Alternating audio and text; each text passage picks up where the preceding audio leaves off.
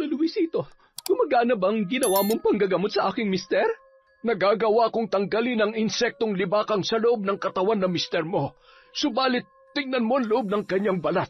Kapag tinuklap ko ang balat na nakatabing sa kanyang mga sugat. Ano yan, Lola Luisito?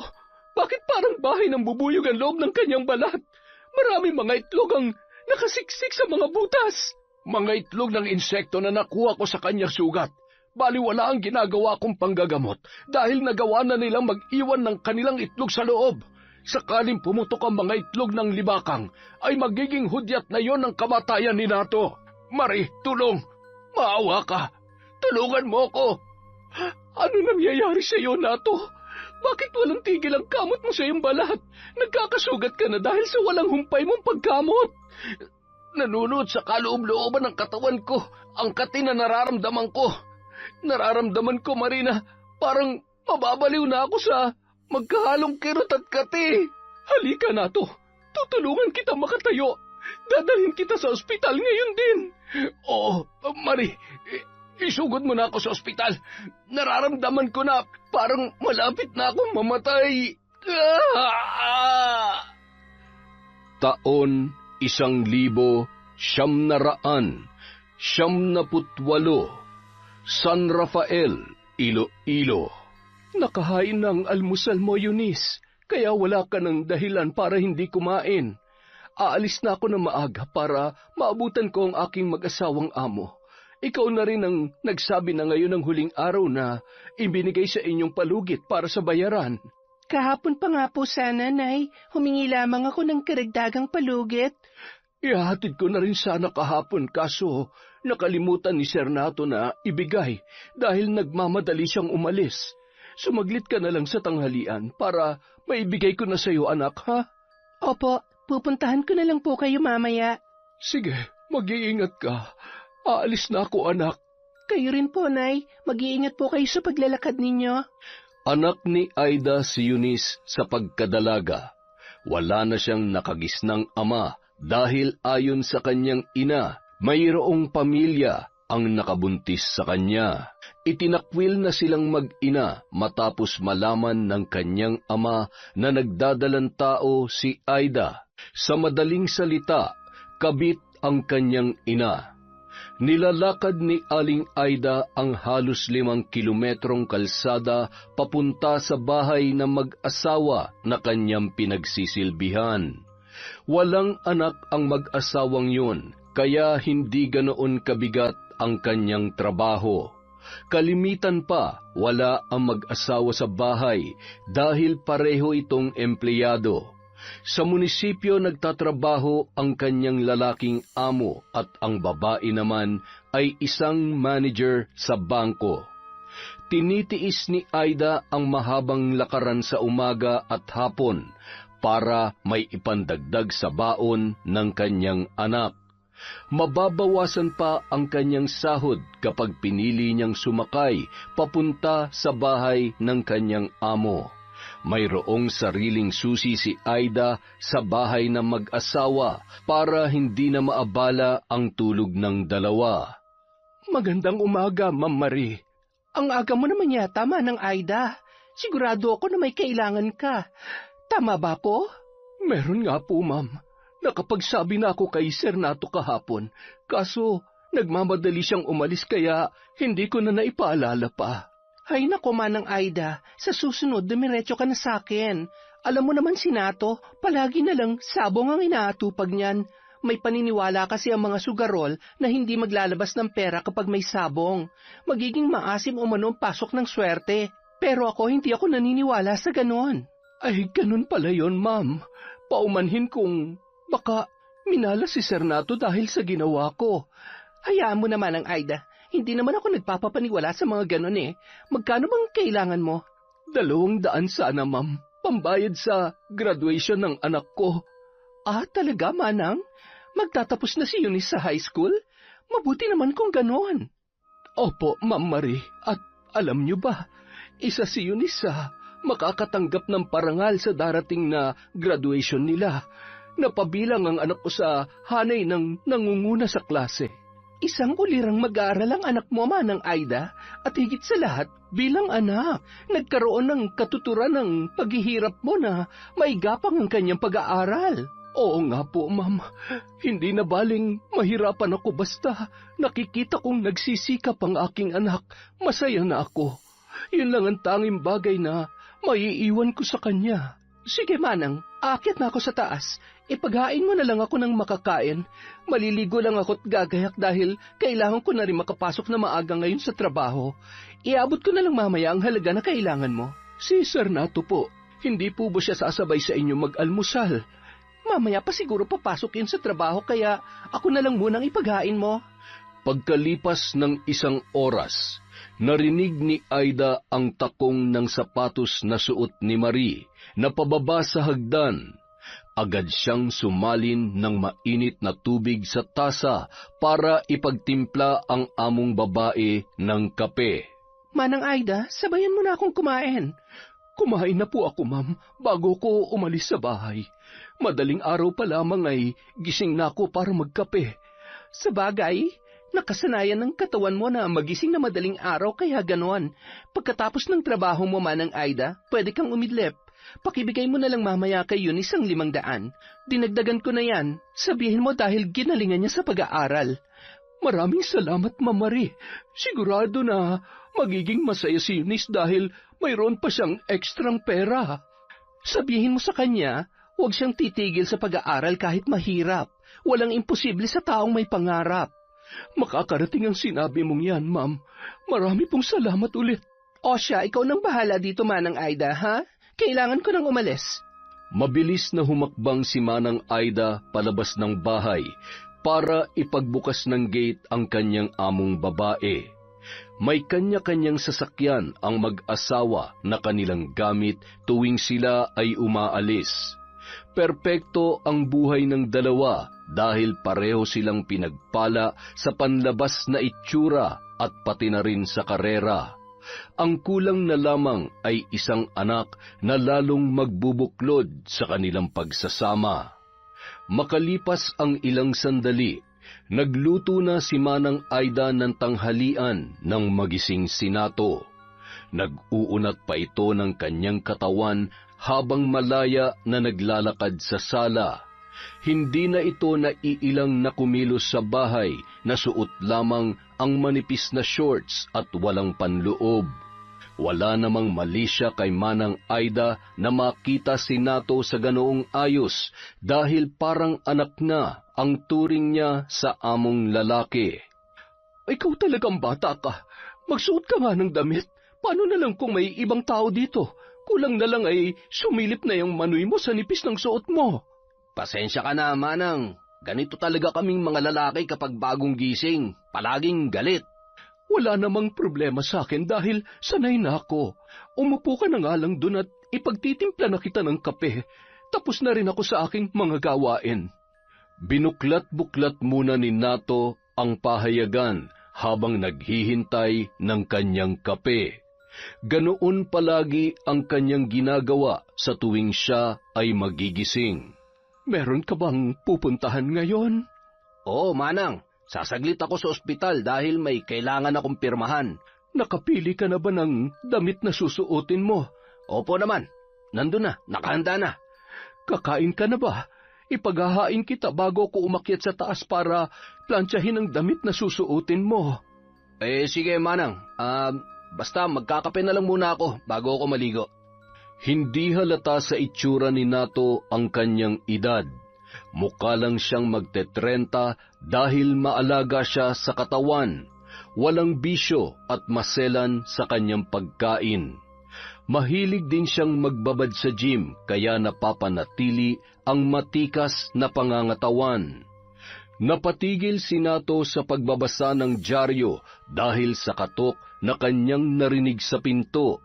Nagkataon na naroon si Manang Aida sa itaas, kaya napilitan siyang tumayo para usisain kung sino ang dumating. Napatakip si Eunice ng kanyang mga mata nang bumungad sa kanya ang halos hubad na katawan ni Nato na amo ng kanyang ina. Si Nato naman hindi natinag sa inakto ng dalagita, sa halip ay ngumisi pa ito ng nakakaloko. Sentrong dumako ang mata ni Eunice sa malaking bakat ni Nato na halos maaninag ang hugis dahil sa nipis ng saplot na nakatabing sa kanyang harapan. Ay, ngayon ka lang ba nakakita ng lalaki na walang pang itaas? Pasensya na po, Sir Nato. Hindi lang talaga ako sanay makakita ng lalaking nakahubad. Napilitan ang lalaki na itakip ang kanyang dalawang palad sa harapan habang nakikipag-usap sa anak ng kanyang kasambahay. Pasok ka. Nandun pa si Manang Aida sa taas. Hintay mo na lang siyang bumaba dito. Tsaka, tutal, nandito ka na rin lang. Sumabay ka na sa aming mananghalian. May kukunin lang po akong pera kay nanay, sir. Kailangan ko din bumalik agad dahil mayroon pa akong klase mamaya. Tamang-tama dahil papasok din ako sa munisipyo sa kabilang bayan. Sumabay ka na sa akin. Nagmadaling umakyat si Nato sa itaas para maligo. Kakaiba ang naramdaman niyang init nang kanyang makita ang dalaga. Sinadya niyang magmadaling umakyat dahil kakaiba ang naging epekto sa kanyang pakiramdam ng dalagang anak ni Manang Aida. Si Eunice ang naging laman ng pantasya ni Nato habang nagpaparaos ng kanyang init sa katawan. Palaging pagod si Marie sa tuwing umuuwi kaya halos 1 buwan na siyang hindi pinagbibigyan ng kanyang asawa. Pagkatapos maligo ay nagmadali ng gumayak si Nato. Sinadya niyang damihan ang gamit na pabango para lalong makuha ang atensyon ng dalagang anak ng kanilang kasambahay. Pagkababa ni Nato ay nakahain na ang pagkain. Nagtaka siya kung bakit hindi mahagilap ang mag-inang Aida at Eunice. Manang Aida, kumain na tayo! Ay naku, iho, nauna na kaming kumain ni Eunice sa kusina. Kunin nyo na lang yung plato nyo doon at sabayan nyo na ako dito sa pagkain.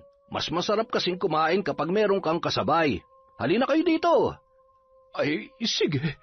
Lilipat kami ni Eunice dyan para may kasama kang kumain. Ayaw ni Natong tawagin siyang sir ni Manang Aida dahil aniya masyado raw yung formal. Hindi na iba ang turing niya sa kasambahay dahil simula nung magsama sila ni Marie ay kasama na nila ito. Si Marie naman ay mabait pero istrikto pagdating sa trabaho. Nagawa ni Manang Aida na pantayan ang panuntunan ng kanyang mga amo kaya nagkakasundo sila sa maraming bagay.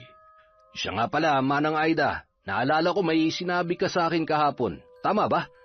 Pasensya na, nakalimutan kitang bigyan bago ako umalis. Ayos na yon, iho. Binigyan na ako ni Ma'am Marie kanina. Ibibigay ko lang naman kay Eunice para pambayad niya sa nalalapit niyang pagtatapos. Ilang taon na ba si Eunice, Manang? Magtatapos na pala siya ng high school? 17 taong gulang na siya. Mapalad ako sa anak ko. Maliban sa mabait ay matalino pa. Isa ang anak ko sa makakatanggap ng karangalang nangunguna sa lahat ng magtatapos. Aba, hindi lang pala maganda tong si Eunice kundi matalino pa. Mapalad ang lalaki na makakatuluyan ng anak mo, Manang Aida. Igagapang ko pa ang kolehiyo ni Eunice, iho. Yun na lang ang maaari kong maiwan sa kanya. Punta mo ako sa opisina sa susunod na linggo. Ipapasok kita bilang scholar ng munisipyo. Makakatanggap ka pa ng allowance mula sa aking opisina para hindi na problemahin ni Manang Aida ang pag-aaral mo, Eunice. Talaga, sir? Hindi ko po tatanggihan ang alok nyo. Eh, sige na. Bilisan mo ng kumain at nang makaalis na tayo. Magiging malaking tulong sa pag-aaral ng anak ko ang inaalok mo, iho. Ngayon pa lamang ay nagpapasalamat na ako sa iyo. Hindi na kayo iba sa akin, Manang Aida. Sino ba naman ang magtutulungan kundi tayo-tayo din lang, di ba? Pagkatapos kumain ay nagyaya na si Nato na umalis. Inihatid naman sila ni Manang Aida hanggang sa garahe.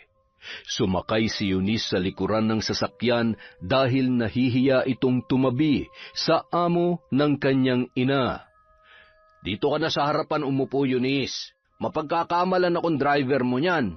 Ang ganda-ganda mo pa naman. Nahihiyang binuksan ni Eunice ang pintuan ng sasakyan para lumipat sa unahan. Hindi nakaligtas sa paningin ni Nato ang inasta ng dalaga na sadyang mahiyain. Ay nako, pwede ba huwag ka na mahiya sa akin? At saka, hindi naman ako nangangain ng tao. Pasensya na, sir. Hindi lang talaga ako sanay na makisalamuha sa mga katulad ninyo. Nabigla si Eunice nang hawakan ni Nato ang kanyang kamay. Pinisil-pisil pa ito ng lalaki, dahilan para hatakin ng dalaga. Pinapakalma lang kita. Halatang halata kasi na grabing tensyon ang nararamdaman mo. Huwag kang kabahan kapag akong kaharap mo, ha? Pasensya na kayo, sir. Hindi po kasi ako sanay na may lalaking humahawak sa kamay ko eh. Lumaki ako na walang nakagisna na ama kaya naging ganitong pakiramdam ko. Nobyo, sa edad mo sigurado ako na marami kang manliligaw, lalong-lalo na sa kagandahan mong yan. Opo, meron po akong nobyo, sir, pero mataas po ang respeto niya sa akin. Matagal din ang inabot bago ko naging kampante na makasama siya. Ibig sabihin ay wala ka pang karanasan? Karanasan sa ano po, sir? Wala. Kalimutan mo na ang sinabi ko. Paminsan-minsan, nahahalata ni Eunice na dumadaplis ang kamay ni Nato sa kanyang hita. Ipinagsawalang bahala niya na lamang yun dahil hinahawakan nito ang kambyo ng sasakyan habang nagpapatakbo. Napapansin din niya na napapadalas ang paglunok ni Nato habang nagmamaneho ng sasakyan. Pagparada ay nagmadaling lumabas si Eunice. Aminado ang dalaga na may kakaiba sa pakikitungo sa kanya ng amo ng kanyang ina. Eunice, sandali lang. Ayos na po ako dito, Sir Nato. Maraming salamat po sa paghatid. Idagdag mo na to sa binigay ni Manang Aida. Alam ko na marami kang kailangang bilhin para sa paparating na pagtatapos mo. Nag-aalangan si Eunice na tanggapin ang 2,000 na iniaabot sa kanya ni Nato. Nako, sobra-sobra na po ang halagang ibinibigay nyo, Sir Nato. Pasensya na pero hindi ko po ito matatanggap. Tanggapin mo na. Gusto mo ba na magtampo ako sa'yo? Tutal kusang loob ko naman na binibigay. Wala akong hinihinging kapalit niyan. Sige na. Tanggapin mo na dahil kailangan ko nang umalis. Maraming salamat po. Mag-iingat po kayo sa pagmamaneho. Aasahan kita sa opisina ko sa susunod na linggo, ha? Ipapasabi ko na lang kay Manang Aida kung anong araw ka pupunta sa opisina. Salamat po ulit, Sir Nato. Matamis ng ngiti ang iniwan ni Nato bago muling pinaandar ang makina ng kanyang sasakyan. Sinundan na lamang ng tingin ni Eunice ang papaalis na si Nato bago pumasok sa kanyang paaralan. Sino yun, Eunice? Pamilyar sa akin ang mukha ng lalaking yun ah. Si Sir Nato yon, amo ni nanay. Empleyado siya ng munisipyo sa kabilang bayan. Oo nga, tama. Sa MSWDO, siyang boss doon. Inaalok nga ako na maging scholar sa kolehiyo eh. Pinapapunta ako sa susunod na linggo sa kanyang opisina. Ay nako, mag-iingat ka sa lalaking yun dahil balita ko, mahilig daw yun sa mga dalaga, lalong-lalo na yung katulad mo na maganda at makinis ang balat. Siguro naman kahit papano may respeto siya kay nanay. Matagal nang naninilbihan sa kanila ang nanay ko. Hindi ko rin siya lubusang kilala, basta mag-iingat ka lang sa kanya. Sakaling makaramdam ka ng kakaiba sa pakikitungo niya sa'yo, dumistansya ka na kaagad.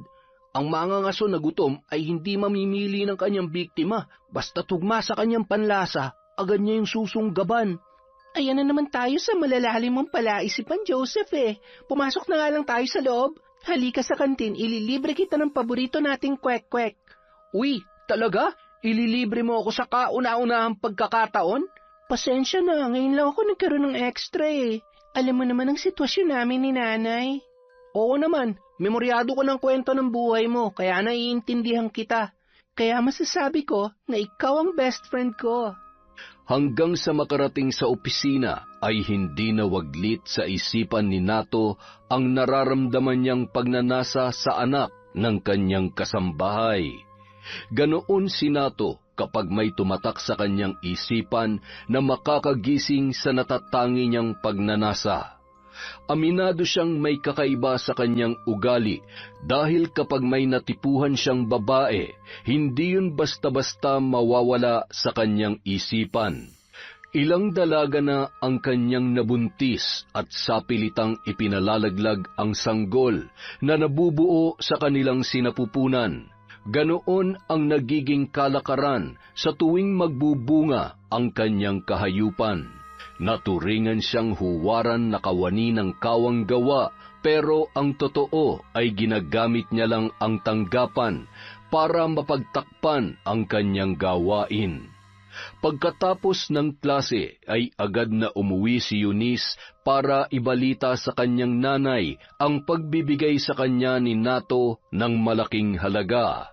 Anak, binigyan ka ni Nato ng pera kaya kailangang meron siyang makita na binili mo. Sapat ng 500 na ibinigay mo, Nay. May natitira pa nga na mahigit 200. Sapat na yun para pambili ng bestida at tsinelas. Itatago ko na lamang ang pera na binigay ni Nato sa iyo, anak. Malaking ambag ng halagang ito para sa nalalapit mong pagpasok sa kolehiyo. Samantala, pagod nang nakauwi si Marie kaya hindi niya napansin ang mister na mayat-maya'y bumabangon sa kanilang higaan. Sa buong magdamag ay gising si Nato. Paulit-ulit lang siyang umiinom ng tubig dahil sa init na kanyang nararamdaman. Init ng pagnanasa para sa dalagitang anak ng kanilang kasambahay. Paulit-ulit na bumabalik sa kanyang isipan ang inosente at maamong muka ni Eunice. Napilitan si Nato na bumaba para libangin ang kanyang sarili. Kailangan na mabuhusan ng malamig na tubig ang kanyang katawan para maibsan ang naninigas niyang damdamin. Bandang 5:30 ay dumating si Manang Aida. Nagtaka ang babae kung bakit gising na ang kanyang among lalaki. Kalimitan ay tinatanghali yon ng bangon. Ang aga mo naman yatang gumising, iho. Meron ka bang pupuntahan? Oo, Manang Aida.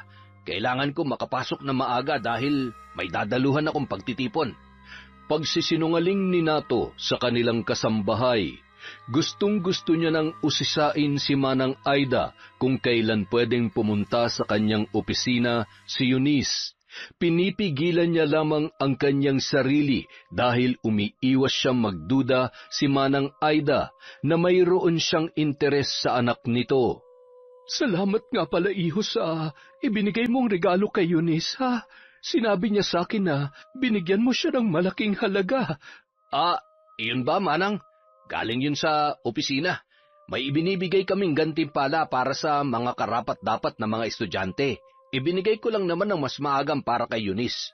Huwag mo na lang banggitin kay Marian tungkol sa bagay na ito, ha? Makakaasa ka, iho. Nagtatanong nga si Eunice kung kailan siya pupunta sa opisina mo. Sabik na talagang batang yun na pumasok sa kolehiyo. Mabuti naman, Manang Aida, nabanggit mo. Bukas sabi mo sa kanya, pwede na. Mga bandang 4:00 ng hapon para maisabay ko na lang siya pa uwi. Ay, sige, iho. Asahan mo na pupunta si Eunice sa opisina mo bukas. Sigurado na matutuwa ang batang yon kapag ipinaalam ko sa kanya. Sige, Manang Aida. Akyat na ako sa taas at baka magising si Marie. Hahanapin ako nun kapag wala ako sa tabi niya. Pakidamay mo na nga rin pala ako sa agahan at sa pagtitimpla mo ng kape, ha? Iba ang inaasahan ni Nato na mangyayari sa pagpunta ni Eunice sa kanyang opisina. Sinadya niyang papuntahin ang dalaga ng alanganing oras para magkaroon siya ng sapat na pagkakataong masimulan ang kanyang plano. Gagamitin ni Nato ang hangarin ng dalaga na makatapos sa pag-aaral para makuha niya ang kanyang gusto. Nato, himala yata na sumabay ka sa akin mag-almusal. Anong napapanaginipan mo nakaraang gabi? Hindi ko na maalala. Pero kailangan kong pumasok na maaga ngayon dahil minamadali na ako ni Mayor na matapos ang payroll sa makakatanggap ng ayuda. Alam mo na, gagamitin sa eleksyon. Ayun! Tapos pumayag ka naman na gamitin ang opisina mo para mamili ng boto? Hindi naman pamimili ng boto yun. Gusto lang ni Mayor na tumatak sa kanilang isip na mula sa kanyang liderato ang natatanggap nilang ayuda. Ibang klase ka rin no? Mula naman yun sa buwis na binabayaran nating lahat. O siya, sige na. Tama ka na, Marie. Alam ko na kung saan pupunta ang usapang ito. Gustuhin ko naman na sumalungat sa kagustuhan ni Mayor. Wala naman ako magagawa. Ayon nga sa kasabihan na kapag mahirap maglayag sa malaking alon, magpaanod ka na lang kung ayaw mong tumauban sinasakyan mong bangka. Kung sa bagay, kailan pa ba naging malinis ang politika sa Pilipinas? Ang pakiusap ko lang sa iyo, Nato, ibigay niyo ang ayuda sa mga taong karapat-dapat at kailangan makatanggap ng tulong. Yun nga ang gusto kong mangyari, kaya inuuna kong mga taong malalapit sa akin. Bukas nga nakatakdang pumunta si Eunice sa opisina para sumalang sa pagsasala. Nagbibigay nga ako ng scholarship sa hindi ko kakilala, kay Eunice pa kaya na anak ni Manang Aida. Kailangan pa ba talagang sumalang si Eunice sa screening? Hindi pa ba sapat na patunay na walang katuwang si Manang Aida sa pagpapalaki sa kanyang anak? Isa pa, Nato, matalino si Eunice, kaya karapat-dapat talaga silang mag-ina na makatanggap ng tulong mula sa gobyerno. Bahagi lang naman ang prosesong pagdadaanan ni Eunice. Mahirap na baka sabihin ng mga empleyado sa departamento ko na mayroon akong kinikilingan. Baka gayahin pa nilang ganong sistema. Sa bagay, may punto ka naman doon. Pagkatapos mag-almusal ay naghiwalay na ang mag-asawa para pumasok sa kani-kanilang trabaho. Pagdating ni Nato sa kanyang opisina ay agad na kumunot ang kanyang noo. Mabilis niyang hinatak ang isang dalagita na halata ang nakaumbok na tiyan. Agad niyang binuksan ang pinto ng kanyang sasakyan at pasalampak na isinakay ang dalagita. Pinaharurot ni Nato ang pagpapatakbo, papalayo sa kanilang opisina. Anong ginagawa mo rito, Janine? Sinabihan na kita na huwag mo akong pupuntahan sa opisina. Balak mo pa yatang dungisan ng pangalan ko Binigyan na kita ng pera para lubayan mo ako. Ano pang kailangan mo sa akin?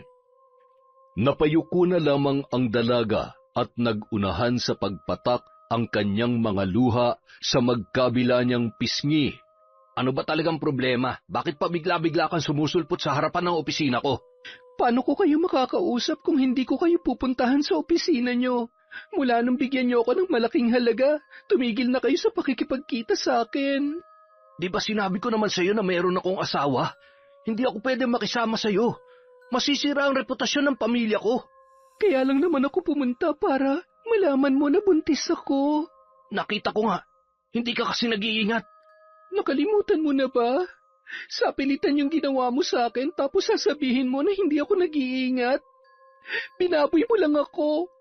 Pasalamat ka wala kaming sapat na kakayahan para idemanda ka. O sige na, tama ng drama. Ipalaglag mo yung sanggol. Dadaling kita sa aborsyonista ngayon mismo. Kailangan walang maiwan na bakas na may namagitan sa atin. Napakasama mo talaga. Ginagamit mong kahinaan naming mahihirap para maabuso mo kami. Manahimik ka nga dyan. Baka dumilim ang paningin ko, tuluyang kita dito. Huwag mo akong sasagarin. Batid ni Janine na may kakayahan si Nato na gawin ang kanyang pagbabanta. Tumahimik na lamang ang dalaga at kinimkim ang galit na gustong-gusto ng sumabog. Gustuhin man niya na buhayin ang sanggol, ngunit wala siyang sapat na kakayahan para yun ay alagaan. Parehong nakaratay sa ospital ang kanyang mga magulang dahil sa nakakahawang sakit. Pumayag siyang gamitin ni Nato kahit labag sa kanyang kalooban. Malaking halaga ang naging kapalit ng kanyang pananahimik. Ngunit isang araw, nagulat na lamang si Janine nang tumigil na si Nato sa pangungulit sa kanya. Wala siyang magawa, kaya naisip niya na gamitin ang kanyang ipinagbubuntis para makahingi ng pera kay Nato. Papayag ako na ipalaglag ang sanggol at ibabaon na lamang sa limot ang lahat sa isang kondisyon. Aba, ibang klase ka rin Sa huling pagkakataon ay nakahanap ka pa rin ng alas para mahuthutan ako ng pera. Sa'yo ko lang naman natutunan to. Ano? Papayag ka ba o hindi? Magkano bang kailangan mo para manahimik ka na talaga ng tuluyan? 50,000 piso. Kapalit ng pananahimik ko at pagpayag na ipalaglag ang sanggol na nasa aking sinapupunan. Binuksan ni Nato ang kanyang bag at inilabas ang makapal na bugkos ng pera. Ibinato niya pa yun sa kandungan ni Janine para ipakita ang kawalang respeto sa dalaga. 100,000. Ayaw ko nang makikita ang pagmumukha mo. Siguraduhin mo lang na hinding-hindi na magkukrus ang landas natin. Kapag may ginawa kang kalokohan, may paglalagyan ka sa akin. Nagkakaintindihan ba tayo? Matutupadan na pagkasunduan natin, Nato. Pagkatapos kong ipalaglag ang sanggol, hindi mo na ako makikita pa. O sige na, tama ng drama. Sobrang laking halaga na niyan. Kaya siguradong tutupad ka na sa usapan natin. Kapag ginulo mo pa ako, alam mo kung anong kaya kong gawin. Dinala ni Nato si Janine sa kilalang aborsyonista sa probinsya ng Iloilo. Pagpasok pa lang ni Nato ay kilala na siya ng babae. Palatandaan na hindi yun ang unang pagkakataon na pumunta siya doon. Kasalukuyang nagsisigarilyo ang matandang babae nang dumating sina Nato at Janine. Napakatulis mo talaga, Renato. May nadali ka na naman. Ilang buwan na yan?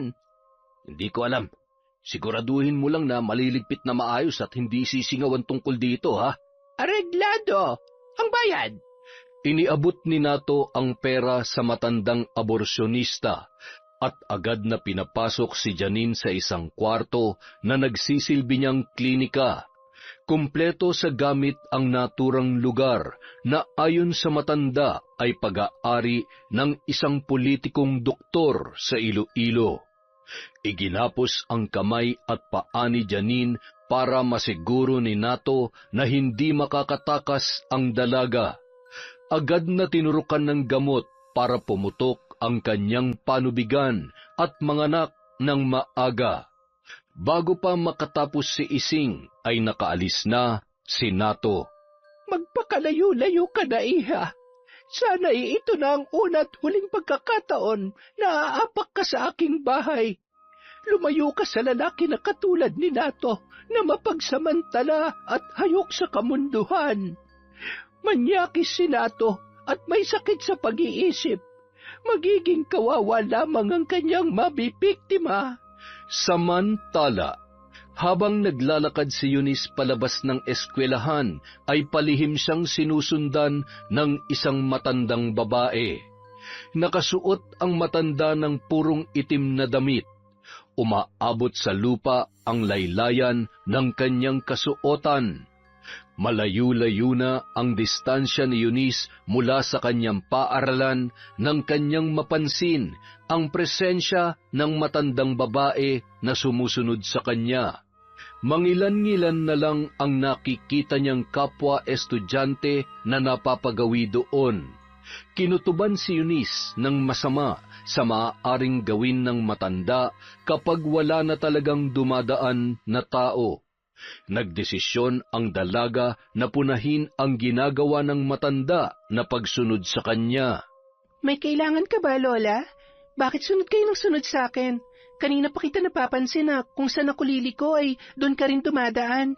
Ano bang pakay mo sa pagsunod sa akin? Ako si Luz Biminda, ang nagluwal sa iyong ama. Katulad mo, Apo, inabando na rin ako ng walang hiya mong ama. Wala siyang utang na loob pagkatapos kong ibigay ang lahat sa kanya. Hindi man lamang siya nakaalala na bisitahin ako. Ayaw ko na matulad sa nanay mo ang iyong kapalaran, kaya bago ko mawala, ay gusto kong iwanan sa iyo ang natatangi kong pamana. Natatanging pamana, Lola? Ano po yun? Tanggapin mo ang itim na kahong ito, Apo. Buksan mo lang ang kahon na iyan kapag dumating ang araw na nakaranas ka ng pang-aabuso. May sapat na kakayahan ang kahon para ikaw ay may pagtanggol. May nakalakip na liham sa kahon na yan na maaari mo lamang mabasa kapag dumating na ang pagkakataong yun. Pwede kang sumama sa amin, Lola, ni Nanay. Kami na mag-aalaga sa inyo. Magiging sagabal lamang ako sa buhay ninyo mag-ina. Gusto ko lang maibigay sa iyo ang pamana ko habang may sapat pa akong lakas. Sigurado na ito na ang huling pagkakataon na tayo ay magkikita. Mag-iingat ka, Apo. Malupit ang mundo, kaya sana'y magpakatatag ka. Magsasalita pa sana si Eunice, ngunit nang iangat niya ang kanyang muka ay wala na ang matandang babae sa kanyang harapan. Mabilis na isinilid ng dalaga sa dala niyang bag ang kahon na kulay itim, at dumiretso na siyang naglakad pauwi sa kanilang bahay. Alam niya na naroroon na ang kanyang ina. Malayo pa lamang si Eunice ay agad na nahagip ng kanyang paningin ang isang pamilyar na muka. Matyaga itong nakaupo sa harap ng kanilang bahay. May hawak itong palakol at pawis na pawis. Napalitan ng kasiyahan ang pagod na muka ng binata nang siya ay makita nito. Hindi mo na kailangan gawin yan, Mike. Marami pa naman kaming panggatong sa loob. Ikaw din na nagsibak ng mga yon na nakaraang linggo. Ayos lang, Eunice. Maigi ng ganito kaysa magsayang ako ng oras sa kabubuhat para makapag-ehersisyo. Sa ganitong paraan ay nagkaroon pa ng silbi ang pagpapapawis ko. Huwag ka mag-alala. Sisiw sa akin ng ganitong gawain. Ano na lang ang sasabihin ng nanay mo? Hindi ka nga daw nag-iigib ng tubig dahil ayaw niyang magkaroon ng kalyo yung kamay mo eh. Naniwala ka naman kay nanay. Kagaya ko lang yun na puro kalokohan ang lumalabas sa bibig. Kasintahan ni Eunice si Mike.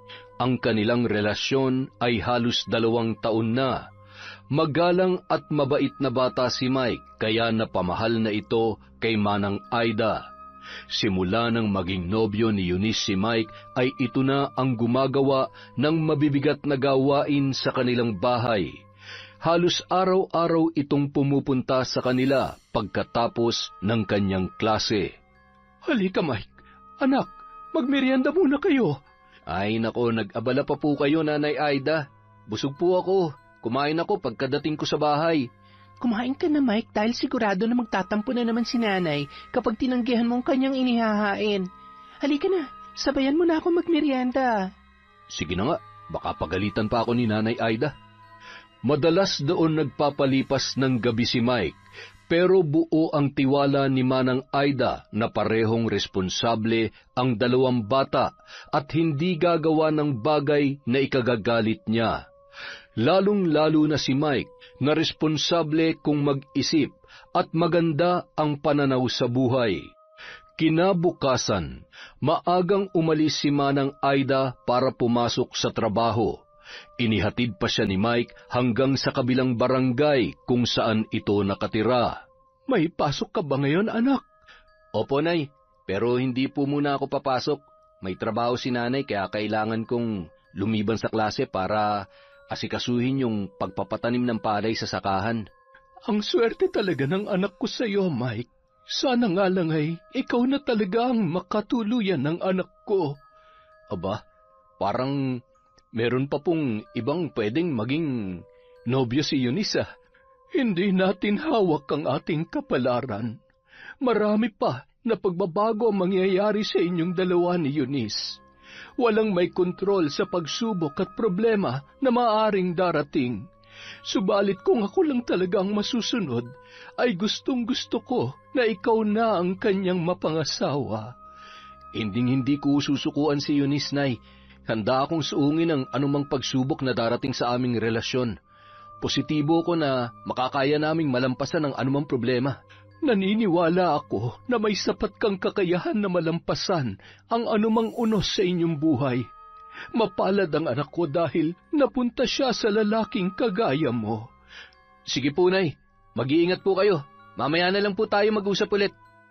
Plano ni Eunice na pumunta sa opisina ni Nato nung araw na yun. Balak niyang magpaalam sa kanyang guro na maagang uuwi dahil kailangan niyang puntahan sa opisina si Nato para sa kanyang scholarship sa kolehiyo. Hindi naman nag-atubili ang kanyang guro na payagan siyang makauwi ng maaga. Sa kabilang bayan pa ang opisina ni Nato, kaya kailangan pa niyang sumakay ng 2 beses sa jeep. Sinadya ni Eunice na umalis na maaga para may sapat siyang oras sa pagbibiyahe. Pagdating niya sa opisina ni Nato ay pinaghintay pa siya ng tauhan ng lalaki. Mahigit 1 oras siyang nakaupo sa bulwagan kung saan may nakapila na katulad niya na humihingi ng tulong at ayuda sa opisina ni Nato.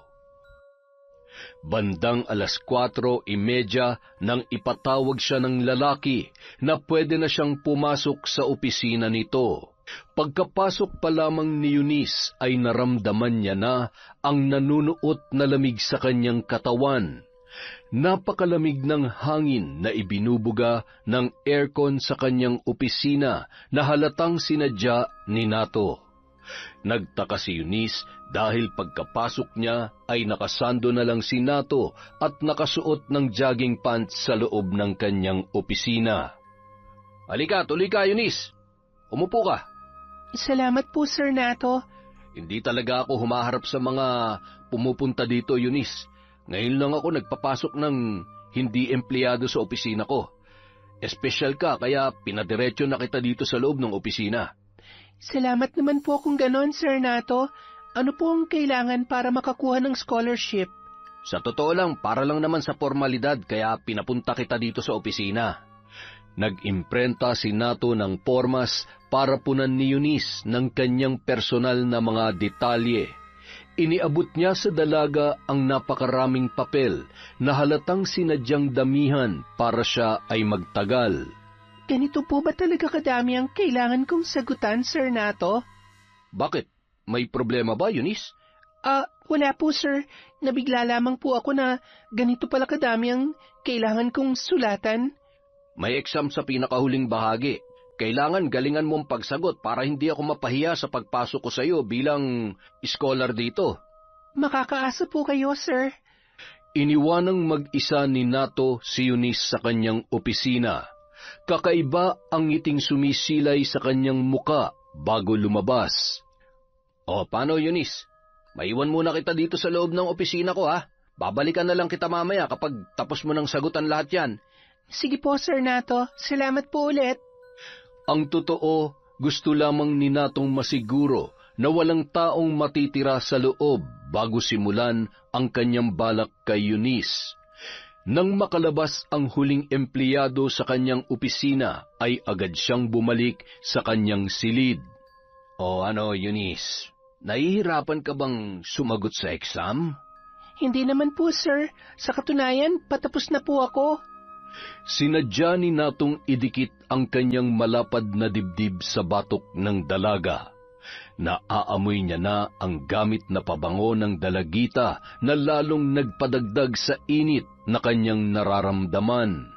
Bahagyang napadistansya si Eunice nang maramdaman niya ang pagdikit ng katawan ni Nato sa kanyang batok. Nanindig ang kanyang mga balahibo nang maramdaman ang init na nagmumula sa hininga ng lalaki. Sir Nato, may problema po ba? May takot na saad ng dalaga. Mukhang naiilang kayata sa akin, Eunice. Hindi naman po sa ganon, sir. Hindi lang talaga ako sanay na may dumidikit na ibang katawan sa aking balat. Napakaswerte naman ng nobyo mo, Eunice. Huwag naman po kayong ganyan, Sir Nato. Kinakabahan po ako sa inyo eh. Bakit ka namang kakabahan? Mabait naman akong tao, lalo na kapag magandang kaharap ko. Sir Nato, pwede bang ilayo niyo yung katawan niyo sa akin?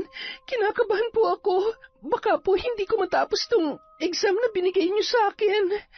Nanginginig si Eunice sa takot nang maramdaman niya ang nakabukol sa harapan ni Nato na bumubunggo sa kanyang tagiliran. Nasa 8 gulang na ang dalaga para maunawaan ang ginagawa ng lalaki. Nakayakap na si Nato sa kanyang balikat at naririnig niya ang mabilis na paglunok nito ng kanyang laway. Huwag naman po sana kayong ganyan, Sir Nato. Maawa po kayo sa akin. Naiiyak na saad ni Eunice, dala ng matinding takot nang biglang pumasok ang matandang empleyado sa opisinang yun. Mabilis na lumayo si Nato sa tabi ng dalaga at umakto na walang nangyayari. Akala ko ba, Manong, ay nakauwi ka na? Ano pang ginagawa mo dito? Pauwi naman na talaga ako. Kaso narinig ko ang paghikbi ng dalagang kasama mo. Anong ginagawa mo sa kanya? Sagutin mo nga ako. Wala akong ginagawa sa kanya, Mang Bartolo. Anak ng kasambahay ko si Eunice. Umiiyak lang siya dahil nagmamakaawa na tulungan ko siyang makapagpatuloy ng kanyang pag-aaral. Huwag mo nga akong pinaglololoko na to.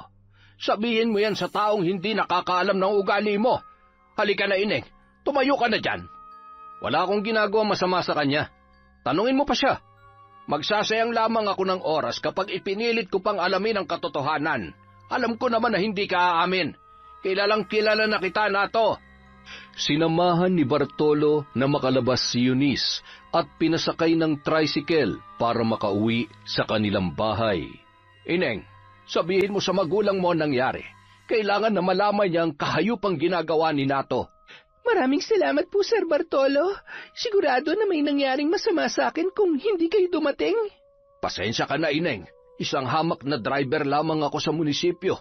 Wala akong sapat na otoridad para banggain si Nato. May pamilya din ako na umaasa sa akin. Ito lang ang pinagkukunan namin ng kabuhayan. Pangako, Sir Bartolo, hinding-hindi kayo madadamay. Sa halip ay kailangan ko pang magpasalamat dahil naglakas loob ka na tulungan ako.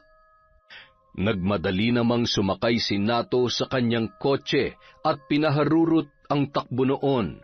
Dumiretso siyang umuwi sa kanilang bahay para maabutan si Manang Aida.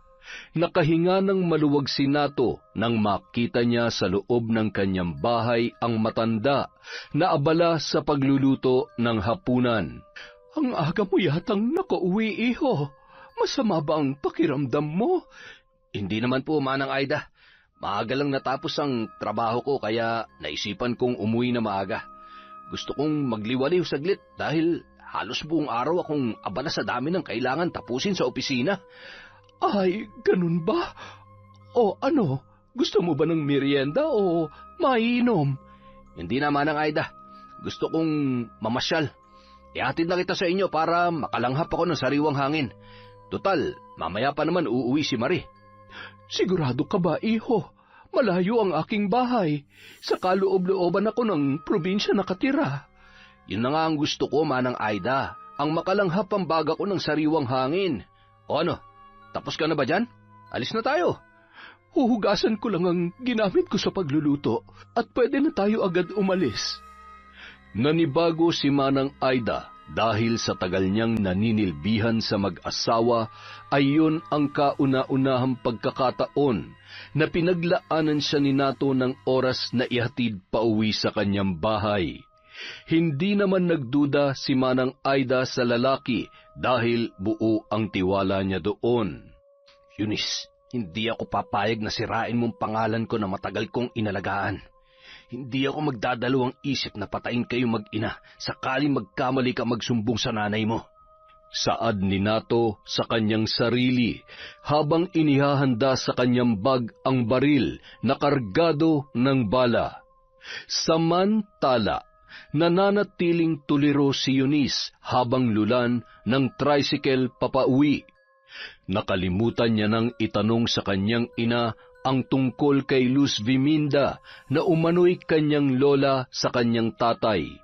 Pati ang tungkol sa kahon na kulay itim ay nalimutan niya na ring usisain kung ano ang laman. Itinago niya muna yun sa tukador dahil sa presensya ni Mike nang siya ay dumating. Buo sa loob ni Eunice na ipagtapat sa kanyang ina ang tungkol sa ginawa ni Nato sa kanyang pagpunta sa opisina ng lalaki. Subalit ganun na lang ang kanyang takot nang makita ang nakaparadang sasakyan na pag-aari ni Nato. Pagpasok niya sa loob ay bumungad sa kanyang paningin si Nato na nakaupo sa kanilang sala. Anong ginagawa mo dito? Binibisita ka. Wag na wag ka magkakamaling sabihin sa nanay mo ang tungkol sa nangyari sa opisina. Sinisiguro kong pareho kayong mabubura sa mundo kapag ginawa mo yun. Napatras si Eunice sa kanyang kinatatayuan nang makita ang baril na nakasukbit sa bewang ni Nato. Nilapitan pa siya nito para ibulong sa kanya ang pagbabanta. Uubusin ko ang bala ng baril na to kapag nagkamali ka, Eunice. Walang halaga ang buhay niyo mag-ina kumpara sa pangalan na matagal ko nang inaalagaan. Tandaan mo yan. Inilapat pa ni Nato ang baril sa mukha ni Eunice para lalo itong masindak sa ginagawa niyang pananakot. Si Eunice naman, hindi napigilan ang kanyang kaba at nagsimula ng umiyak. Patakbong umakyat ang dalaga sa loob ng kanyang silid para maitago ang kanyang pag-iyak sa kanyang nanay. Iyo, nakita mo ba si Eunice na dumaan? Narinig ko na parang may tumakbo papunta sa itaas. Oo, Manang Aida. Mukhang masama ang pakiramdam kaya nagmadaling umakyat sa itaas. Pagpasensyahan mo na si Eunice, ha? Mahihain talaga ang batang yon. Hindi sanay makihalubilo sa maraming tao. Wala akong problema, Manang Aida. Hayaan mo na siyang magpahinga dahil siguradong maraming ginawa yun sa school, lalo na't patapos na ang huling taon niya sa high school. Ay, teka nga pala. Gusto mo ba maghapunan? Ipaghahain kita. Pagpasensyahan mo na lamang kung ano ang meron kami. Ay, Manang Aida naman, wag na po. Pauwi na rin si Marie. Sigurado na magtatampo yun kapag hindi ko sinabayan sa hapunan. Ayos na bang pakiramdam mo? Kung hindi na kita mapipigilan ay mag-iingat ka na lang sa pagmamaneho pag-uwi. Hindi na kita maihahatid sa labas dahil kailangan ko pang akyatin si Eunice sa itaas. Pakisabi na lang, Manang Aida, kay Eunice na seryoso ko sa sinabi ko sa kanya, ha? Hindi ako nagbibiro, kanyo. Alam nyo naman kung anong katayuan ko sa buhay. Ano bang sinabi mo sa kanya? Hindi yata kita maintindihan. Ay, ang ibig kong sabihin, Manang Aida, na hindi ako nagbibiro na tutulungan si Eunice hanggang makatapos siya ng pag-aaral. Maganda ang posisyon ka sa gobyerno, kaya hanggang makatapos siya at maabot ang mga pangarap niya, tutulungan ko siya. Tama ka naman dyan. Ngayon pa lamang ay nagpapasalamat na ako sa kabaitan mo sa aming mag-ina. Sinadya ni Nato na lakasan ang kanyang boses para marinig ni Eunice ang kanyang mga sinabi. Iba ang dating sa dalaga ng mga salitang binitawan ni Nato. Para sa kanya, isa yung uri ng pagbabanta. Pagbabanta na lubos na kinatakutan ng dalaga para sa buhay nilang mag-ina. Anak, masama raw ang pakiramdam mo? Masakit lang ang puson ko, Nay. Malapit na kasi akong datna ng buwanan kong dalaw. Ibibili na lamang kita ng soft drinks para mas mapabilis ang paglabas niyan. Huwag, Nanay. Pahinga lang ang kailangan ng nararamdaman ko. Hindi lang ako sanay na magbiyahe ng matagal. Anak, may problema ka ba? Alam ko na meron kang problema. Kilalang-kilala na kita. Nag-away ba kayo ni Mike? Biglang kinutuban ng masama si Eunice dahil aminado siya na hindi siya pwedeng magsinungaling sa kanyang ina. Maari siyang makatanggi sa iba na magsabi ng totoo pero hindi sa kanyang ina na kasama niya mula pagkabata. Napilitan siyang mag-imbento ng palusot para malihis ang atensyon ng kanyang ina. Nagkatampuhan lang po kami ni Mike, Nay. Nagkasagutan po kami kaya sumama po ang loob ko. Ay naku anak, huwag mong hayaan na tumagal pa ang tampuhan niyo ng batang yon. Sigurado naman ako na hindi niya sinasadya sakaling nagkasamaan kayo ng loob. Sayang ang ilang taon na pinagsamahan ninyo sakaling tumuloy sa hiwalayan ang inyong problema. Huwag po kayo mag-alala, maliit na tampuhan lang po yon. Kailangan lang namin ng maikling panahon para makapag-isip. Ay, sige anak, maiwan na kita. Sumunod ka agad sa ibaba para makapaghapunan na tayo, ha? Panibagong hamon na naman ang susuungin natin bukas, kaya kailangan na may sapat tayong pahinga. Sige po, Nay. Susunod po ako sa baba. Magpapalit lang po ako ng damit. Nakahinga ng maluwag si Eunice nang tuluyan na siyang nilubayan ng kanyang nanay Aida. Tahimik ang mag-ina habang kumakain ng hapunan. Naintindihan naman ni Manang Aida na mayroong pinagdadaanan ang kanyang anak. Nakatulugan na ni Eunice ang pag-iyak hanggang sa sumapit ang kalagitnaan ng gabi. Nagising siya dahil sa huni ng mga insekto sa kanyang silid. Nararamdaman din ng dalaga ang mga insektong gumagapang sa kanyang katawan. Napabalikwas siya sa kanyang higaan at nagmadaling tinungo ang pindutan ng ilaw. Bumulaga sa dalaga ang napakaraming libakang sa sahig. Nagtaasan ang kanyang balahibo sa kulay ng libakang na maihahalin tulad sa sariwang dugo.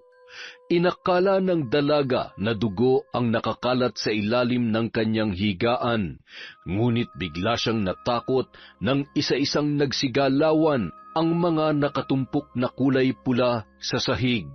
Nagsunuran ang mga libakang pabalik sa tukador na kinalalagyan ng kahon na ibinigay ng kanyang lola Luzviminda. Nagmadali siyang bumangon para halungkatin ang tukador na pinagtaguan niya ng kahon. Pilit niyang hinahanap ang mga libakang na kulay pula pero wala siyang matagpuan kahit isa sa loob ng kanyang tukador. Gusto pa sanang ipagpatuloy ni Eunice ang paghahanap pero biglang pumasok sa kanyang silid ang kanyang nanay Aida. Ayos ka lang ba, anak? Kinabahan ako. Akala ko ay may nangyari ng masama sa'yo. Ano ba ang problema, anak? Bakit bigla ka na lamang nagising? Wala po, Nay. Bigla na lang akong nakaramdam ng uhaw kaya binuksan ko ang ilaw. Ah, ganun ba? O siya, ako na ang kukuha ng tubig sa baba. Ayaw mag-alala ni Eunice ang kanyang ina, kaya pinili niyang ilihim ang mga kakatuwang bagay na kanyang nararanasan. Sigurado si Eunice sa kanyang nakita, hindi siya namamalikmata. Sigurado siyang mga libakang na kulay pula ang gumambala sa kanyang pagtulog.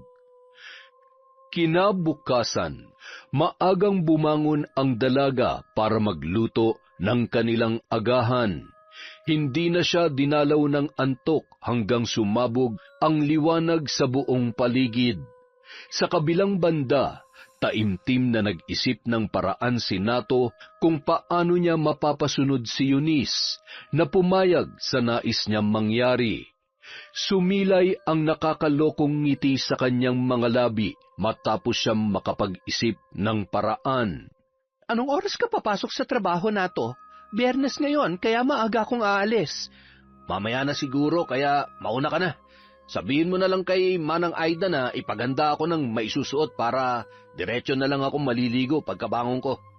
Sinadya ni Nato na hindi magpakita kay Manang Aida dahil bahagi yon ng kanyang plano. Pagkarinig ni Nato na umalis na ang sasakyan ng kanyang asawa ay nagmadali na siyang bumangon. Sinadya niya magtago sa likod ng pintuan na malapit sa hagdanan. Inabangan niya ang pagdaan ni Manang Aida at pasalisi niya itong itinulak sa hagdan. Malakas na lagabog ang bumasag sa katahimikan ng malaking bahay. Bumagsak si Manang Aida sa huling baitang ng hagdan na wala ng malay. Agad naman siyang isinugod ni Nato sa ospital para mabigyan ng lunas. Samantala, hindi naman mapakali si Eunice habang nasa eskwelahan. Kinakabahan siya na hindi naman niya alam kung ano ang dahilan. Eunice, huwag kang mabibigla sa ibabalita ko sa'yo. Huwag mo nga akong takutin, Mike. Kanina pa ako kinakabahan eh. Si Nanay Aida. Bakit? Ano nangyari sa nanay ko? Pumunta dito sa school ang amo niyang babae para ipaalam sa'yo na isinugod nila si Nanay Aida sa ospital na aksidente raw. Kanina ka pa nila hinahanap kaso hindi ka nila makita. Nagpasya na lang silang umalis para puntahan si Nanay Aida. Samahan mo ko, Mike. Puntahan natin ang nanay ko. Nagmamadaling umalis sina Eunice at Mike para sundan ang kanyang ina sa ospital. Nadatnan niya ang amo ni Aida na nakaupo sa labas ng silid kung saan kasalukuyang inooperahan ang kanyang ina. Mabuti, Eunice, at nakasunod ka agad. Kailangan ko munang umalis dahil may naiwan pa akong trabaho sa bangko. Babalik na lamang ako mamaya, ha? Si Nato na munang bahala sa inyo. Sige na, Marie. Asikasuhin mo na ang trabaho mo. Pagkalipas ng mahigit 1 oras ay lumabas na ang doktor. Sinabi niya na kailangang isugod agad sa syudad ang kanyang ina dahil wala silang sapat na gamit para isagawa ang operasyon sa kanyang ulo. Mayroong namuong dugo malapit sa kanyang utak na kailangang maalis kaagad. Lalong nakaramdam ng lungkot si Eunice dahil sa sinabing yon ng doktor. Kakailanganin nila ng malaking halaga para maisagawa ang operasyon. Saan naman ako kukuha ng pera para ipantustos sa operasyon ni inay? Susubukan ko, Eunice, na humingi ng tulong kila nanay. Pagkaalis ni Mike ay agad siyang kinausap ni Nato. Abot tenga ang ngiti nito dahil mukhang umaayon sa kanyang plano ang lahat. Halika, Eunice. Meron akong gustong ialok sa'yo. Takot man ay napilitang sumama ang dalaga dahil sa takot niya sa maaaring mangyari sa kanyang ina. Dinala siya ni Nato sa labas para kausapin. Handa naman akong tustusan ng gamutan ni Manang Aida. Kaya lang, sa panahon ngayon ay wala nang libre, kaya kailangan na mayroon kang ibibigay kapalit sa pera na gagastusin ko para sa operasyon ng nanay mo. Anong gusto mong kapalit? Mamaya na ako maniningil. Sa ngayon ay kailangan muna natin madala si Manang Aida sa syudad para maagapan ang kanyang kalagayan. Ang kailangan ko lang marinig mula sa iyo ay pumapayag ka sa kondisyon ko. Batid ni Eunice na seryoso ang lagay ng kanyang ina. Naghahabol sila ng oras at wala ng panahon para ipagpaliban o maantala ang paglipat nila ng ospital. Pumapayag ako sa kondisyon mo. Wala na akong ibang magagawa pa. Dinala ng ambulansya si Manang Aida sa syudad para agad na maoperahan. Pagkatapos ng operasyon ay agad na ipinasok si Aida sa ICU dahil kasalukuyan pa rin siyang nasa kritikal na kondisyon. Naoperahan na nanay mo, Eunice. Laking gastos nun. Paano ba yan? Ito na ang oras ng paniningil. Handa ka na ba magbayad? Tuliro at wala sa sarili na sumunod na lamang si Eunice sa kagustuhan ng amo ng kanyang ina. Dinala ni Nato ang dalaga sa isang motel at paulit-ulit na ginalaw. Halos magdamag siyang nagpakasasa sa murang katawan ng dalaga. Kinabukasan, inapoy ng lagnat si Eunice dahil sa ginawa sa kanya ni Nato. Pinainom siya ng lalaki ng gamot hanggang sa bumaba ang kanyang lagnat. Basta sumunod ka lang sa gusto kong mangyari kung gusto mo magtuloy-tuloy ang gamutan ng nanay mo. Nandidiri ako sa aking sarili. Kinasusuklaman kita. Lulunukin ko lahat ng kahayupan mo dahil kailangan ko mailigtas si inay. Tumahimik ka nga dyan. Huwag kang gagawa ng bagay na makakasira sa akin. Hindi lang kayo mag-ina makakaya kong burahin sa landas ko kung hindi pati ang bagito mong nobyo. Demonyo ka! Ang katulad mo hindi dapat ginagalang at binibigyan ng respeto. Sabihin mo na kung anong gusto mong sabihin.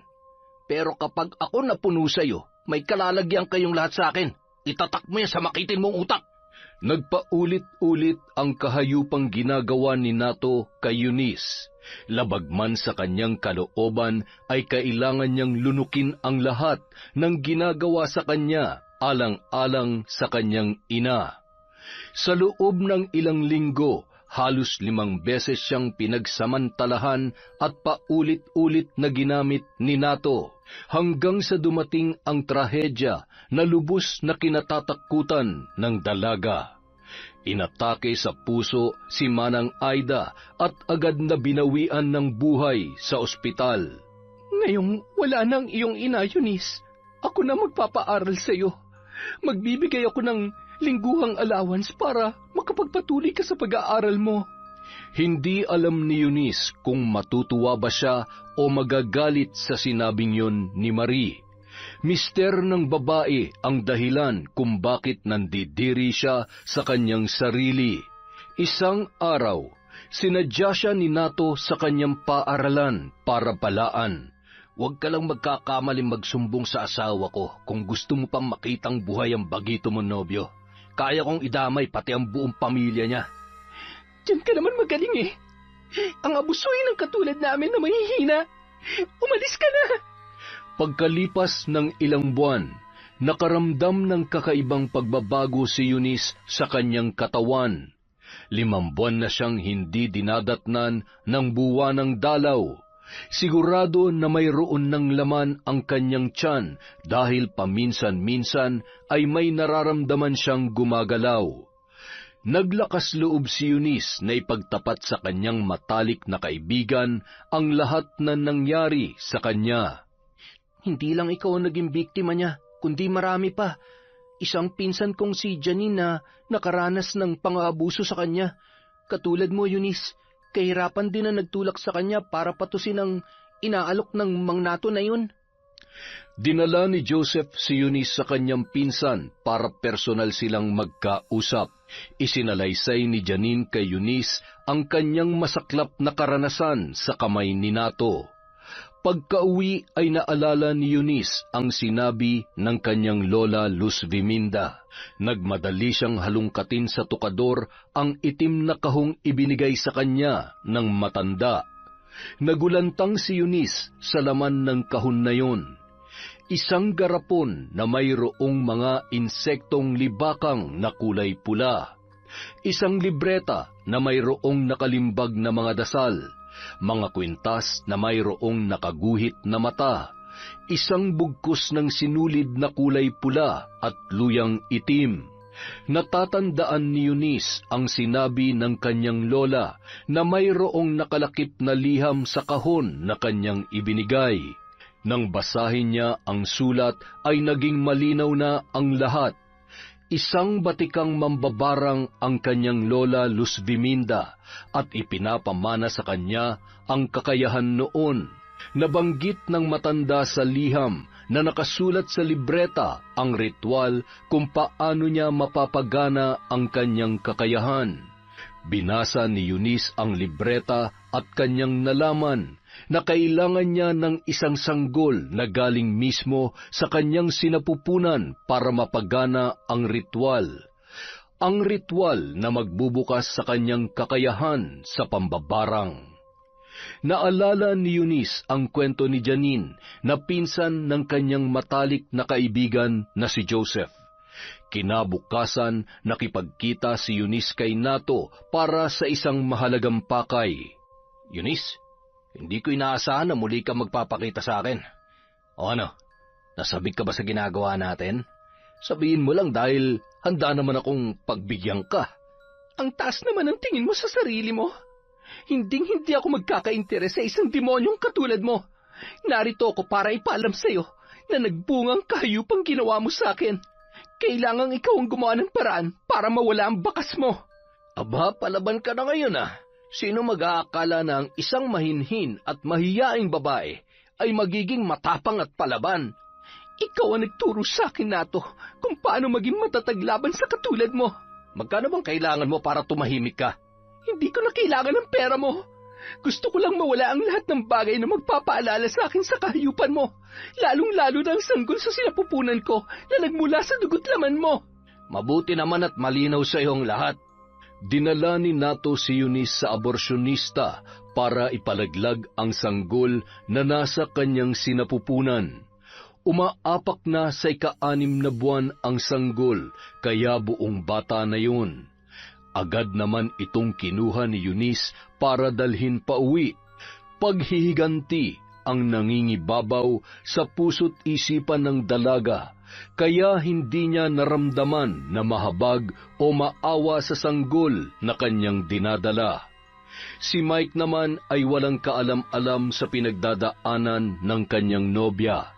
Naramdaman niya lang ang pagiging malamig ng dalaga sa tuwing sila ay magkakasama. May galit ka ba sa akin, Eunice? Pasensya ka na kung wala akong nagawa nung panahon na kailangan mo ng tulong. Hindi ako galit sa iyo, Mike. Maraming nangyari simula nung namatay si nanay. Wala kang kasalanan kaya huwag mong sisihin ang sarili mo. Hindi ko kasi maintindihan kung bakit biglang nagbago ang pakikitungo mo sa akin. Hindi ka naman ganun dati. Marami nang nangyari sa akin, Mike. Sirang-sira na ako. Hindi na ako nararapat sa isang katulad mo. Teka muna, sandali lang, hindi kita maintindihan. Sabihin mo nga sa akin, Ano ba talaga nangyari sa'yo? Maliban sa pagkamatay ng nanay mo, hindi naman basta-basta ka nalang magbabago ng ganyan. Naging emosyonal ang pag-uusap sa pagitan ng magkasintahan na sina Mike at Eunice. Hayop talagang lalaking yun. Alam mo ba, nito ko lang nalaman na siya palang tatay ko. Katulad mo, biktima rin ng nato na yun ng nanay ko. Batid ko na maaaring kamuhian mo ko dahil dumadaloy sa ugat ko ang dugo ng taong sumira sa buhay mo. Hindi ko maaaring kamuhian ng tao na ang tanging ginawa ay mahalin ako. Ako dapat ang humingi ng kapatawaran dahil pumayag akong madumihan ang aking sarili.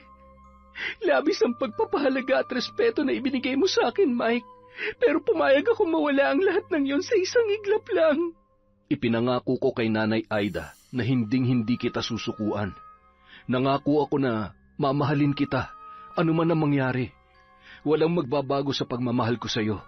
Anuman ang balak mo, Eunice, sasamahan kita. Kakampi mo ako sa lahat ng laban mo. Hinintay ni Eunice ang araw ng Martes na nakasulat sa libreta kung kailan maaaring isagawa ang ritual. Nagsindi ang dalaga ng itim na kandila at binuksan ang garapon na mayroong laman na insektong libakang. Isinambit niya ang dasal na nakasulat sa libreta. Habang inuusal ni Eunice ang orasyon ay itinataas niya ang sanggol na galing mismo sa kanyang sinapupunan. Pagkatapos mabigkas ni Eunice ang dasal ay dinukot niya ang puso ng sanggol na wala ng buhay. Nagsigapangan ang mga insektong libakang sa buong katawan ni Eunice, papunta sa kanyang dalawang kamay na punong-puno ng dugo.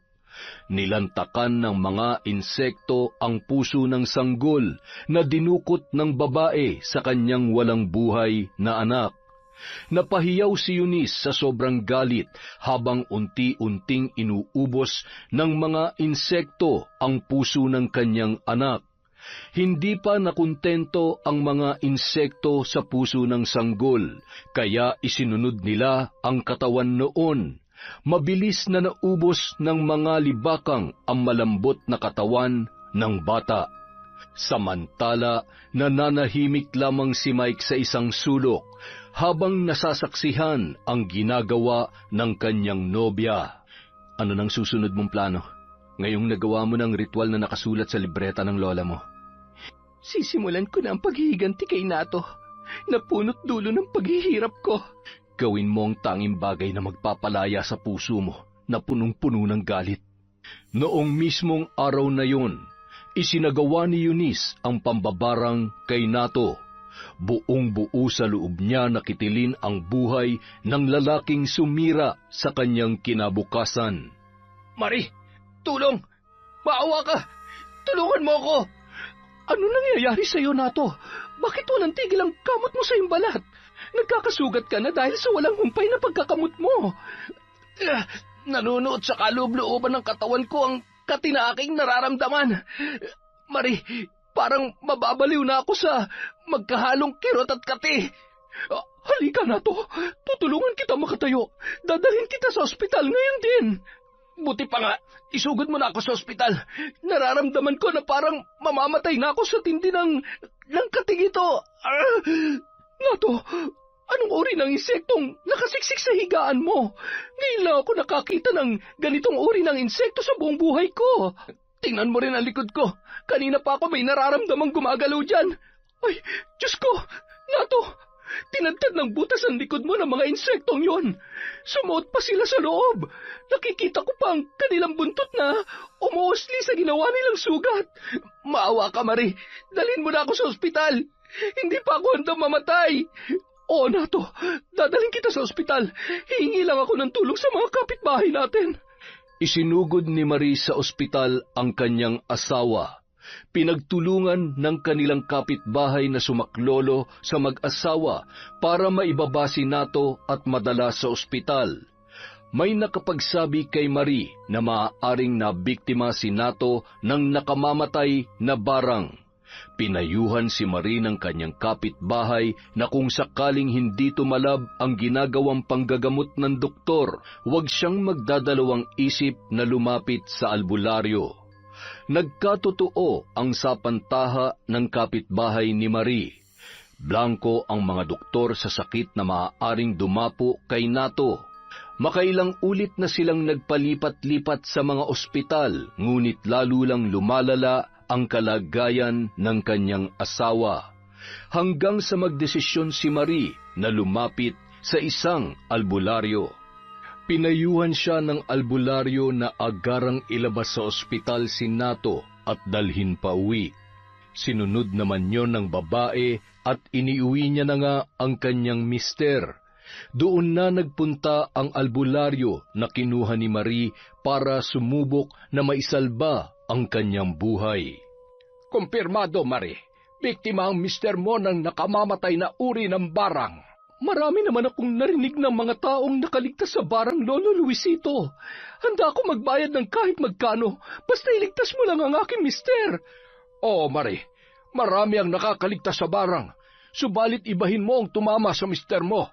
Ito ang uri ng barang na gumagamit ng insektong pamaham. Ang pamaham ay maaaring gagamba o libakang. Libakang ang insekto na ginamit ng mambabarang. Plano ng mambabarang na tudasin na ang mister mo. Ganoong kalaki ang galit niya sa iyong asawa. Mabait ang mister ko. Sa katunayan ay marami na siyang natulungan, Lolo Luisito. Siya lamang ang tanging nakakaalam. Siguradong mayroon na siyang suspecha kung sino may kagagawan niyan sa kanya. Samantala, patuloy ang ginagawang pagpapakain ni Eunice ng luyang itim sa kanyang alagang libakang. Iyon ang paraan ng mambabarang para mapasunod ang mga insekto sa kanyang mga inuutos.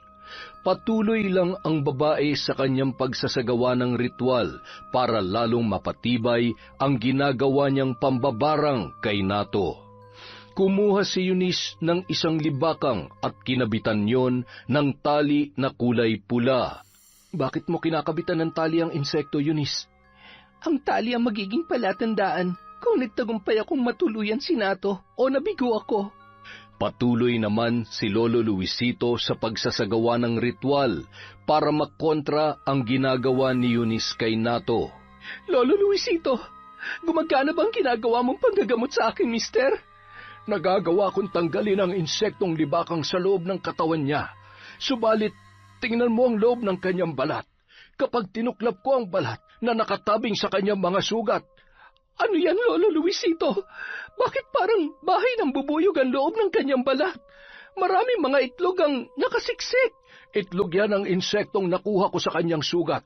Baliwala ang ginagawa kong panggagamot dahil nagawa na nilang mag-iwan ng kanilang itlog sa loob. Sakaling pumutok ang mga itlog ng libakang, magiging hudyat na yon ng kamatayan ni Nato. Hindi ko lubos maisip na mangyayari ang ganito sa mister ko. Sino kaya ang taong nagtanim ng abot langit na galit kay Nato para magtulak sa kanya na gawin ang ganitong katinding parusa?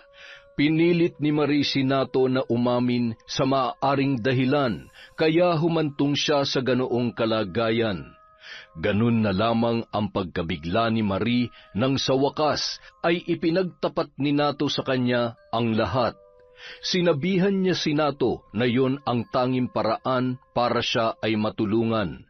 Pati ang ginawa niyang pagtulak kay Aida sa hagdan para lamang mapilitan si Eunice na ibigay ang kanyang sarili dahil sa kanyang panggigipit.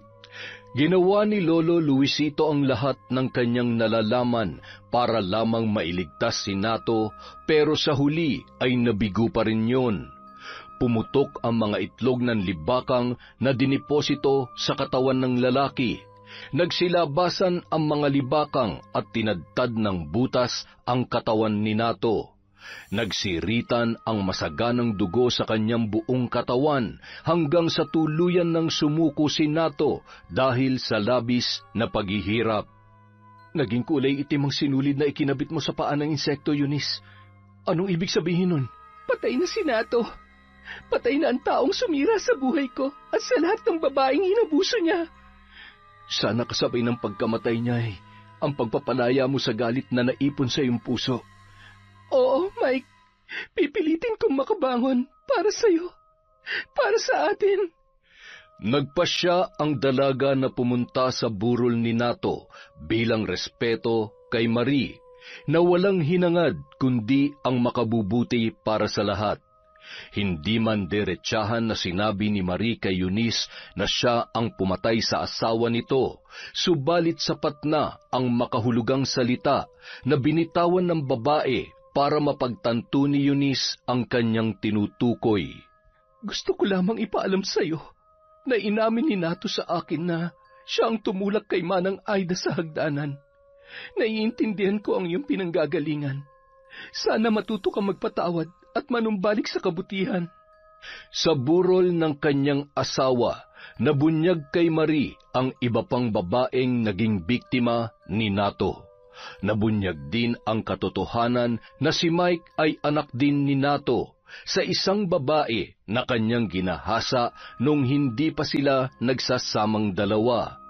Kinausap ni Marie si Mike at sinabi sa binata na ibibigay sa kanya ang kalahati ng ari-arian na naiwan ni Nato.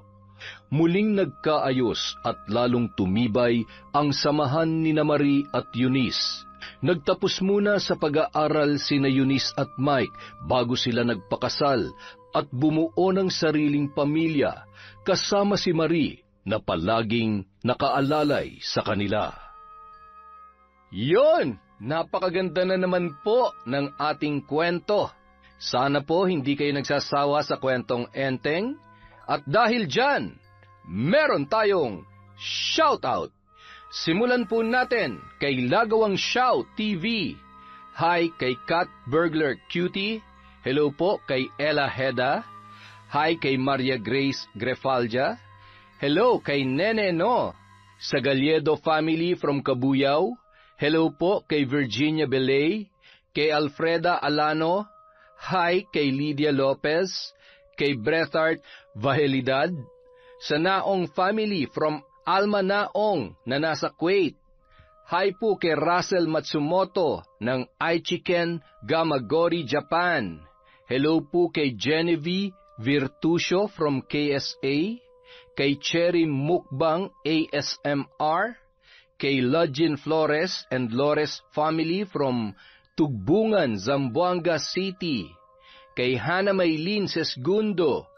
Hello po kay Kurt Mina, kay Rachel Ignacio, kay Yachin Tamashiro, Pangit mo Pakialamera from UAE, Rayoso Puhawan Valdez Cacalda family from Corazon Cacalda of San Mateo, Rizal, JC Bella Prudenciado na nasa Italy, at sa asawa niyang si Bella Ampatuan Suner na nasa Qatar.